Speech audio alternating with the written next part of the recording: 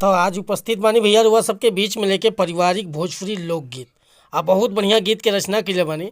तो स्वागत बाटे आप सबके राइटर विजय बागी के चैनल पर।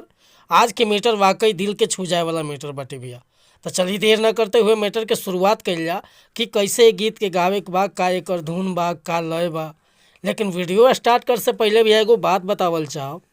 रउआ अगर नया सिंगर बानी और सिंगिंग में इंटरेस्ट बा, अच्छा मैटर के तलाश में भटकतानी, बढ़िया गीत नइखे मिलत, सही तुकबंदी नइखे मिलत, चाहे मनपसंद के मैटर नइखे मिलत, तो भैया अगर हमरा चैनल पर आ गइल बानी एकदम निश्चिंत रही, निराश भइला की जरूरत नइखे। रउआ जैसन भी मैटर चाहत हो कब लिखवावे के बड़े भैया बिल्कुल उचित चार्ज पर गाना रुआ के व्हाट्सअप के जरिए मिल जाए।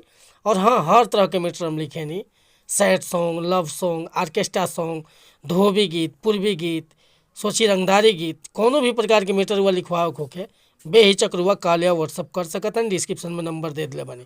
तो एक खतरा कहल चाहब कि अगर चैनल पर नया बानी तो चैनल के सब्सक्राइब कर ली, बेल आइकन प्रेस कर ली। हर रोज़ रुआ के नया नया मैटर सुने के, देखे के और गावे के मिलत रही भैया। आज के मैटर देखिए कैसे गाओ के बटे। एगो बहुत पुरान धुन रहे, गदर पिक्चर के धुन हुए गाना के। अरे उड़ जा काले कावा तेरे मुँह बीच खंड पावा, ले जा तू संदेशा मेरा मैं सदके जावा। बाग में फिर झूले पड़ गए, पक गए मिठिया अम्बिया, एक छोटी सी जिंदगी में रात है लंबिया लंबिया, तू घर आजा परदेसी कि तेरी मेरी एक जिंदड़ी। यही धुन बाटे भैया। लेकिन देखी कैसे गाओगे भाई गीत के।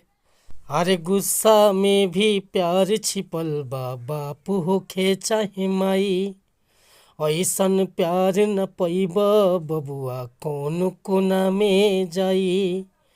कि गुस्सा में भी प्यार छिपल बा, बापू होखे चाहे माई, ऐसन प्यार न पैब बबुआ कौन कोना में जाई। माई के गुस्सा बापू के डांटल जे भी बुरा मानी, आ दर दर भटकी मिले सुकून न, आँख से बरसे पानी लागत भले आँच हवे, ई बतिया साँच हवे, लागत भले आँच हवे, ई बतिया साँच हवे। तब भैया ये मुखड़ा लेकर वह सबके बीच में उपस्थित रहनी हो।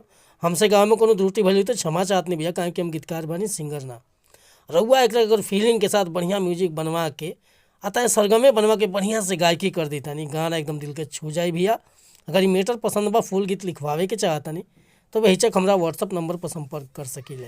व्हाट्सअप के नंबर बा 8874473128। कोनो भी प्रकार के मैटर लिखवावे खतरा, चाहे नया म्यूजिक बनवावे खतरा, बेहिचक रुआ कॉल या व्हाट्सअप कर सकतनी।